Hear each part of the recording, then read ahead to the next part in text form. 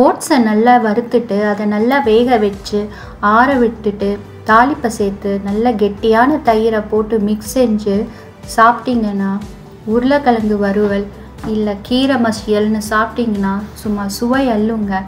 வணக்கம் and welcome to யுகாஸ் உலகம் YouTube channel. Oats தயிர் சாதம் பண்ண பேனில் 1.5 கப் ஓட்ஸ் சேர்த்து அதை நல்லா வறுத்துடுறேன். நல்லா வறுபட்ட மணம் வரும், அது வரைக்கும் நல்லா வறுத்துடுங்க.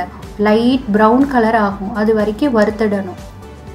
இப்போ அதே பேனில் 3.5 கப் தண்ணி ஊற்றி தேவையான அளவு உப்பு சேர்த்து நல்லா கொதிக்க விடுறேன். இப்போ நல்லா கொதிக்க ஆரம்பிச்சிருச்சு. இப்போ வறுத்து வச்சுருக்கிற ஓட்ஸை இந்த கொதிக்கிற தண்ணியில் சேர்த்து நல்லா கிளறி விட்டுறேன். அடுப்பை நல்லா சிம்மிலேயே வச்சு ஓட்ஸை வேக விடுங்க.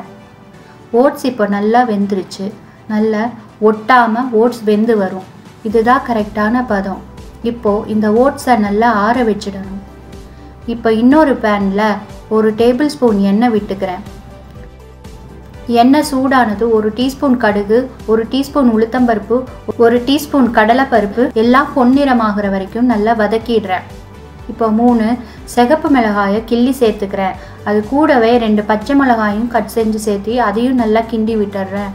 இப்போ கொஞ்சமாக பெருங்காயத்தூள் சேர்த்துட்டு ஃப்ரெஷ்ஷாக கருவேப்பிலை கொத்தமல்லியும் சேர்த்திட்டு நல்லா வதக்கிட்டு இப்போ ஆற வச்சிருக்கிற ஓட்ஸில் தாளிப்பை சேர்த்திடுறேன்.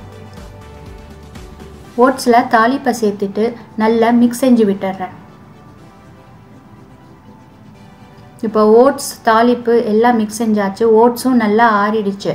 நல்ல கெட்டியான தயிராக 1.5 கப்பு தயிரை சேர்த்து இப்போ ஓட்ஸோடு நல்லா மிக்ஸ் செய்ய போகிறேன்.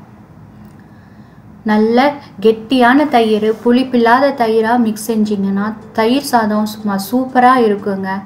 சுவையான ஓட்ஸ் தயிர் சாதம் ரெடி ஆயிடுச்சு. கண்டிப்பாக நீங்களும் இந்த ரெசிபியை ட்ரை பண்ணி பாருங்கள். சின்னவங்க பெரியவங்கன்னு எல்லாரும் ரொம்ப விரும்பி சாப்பிடுவாங்க.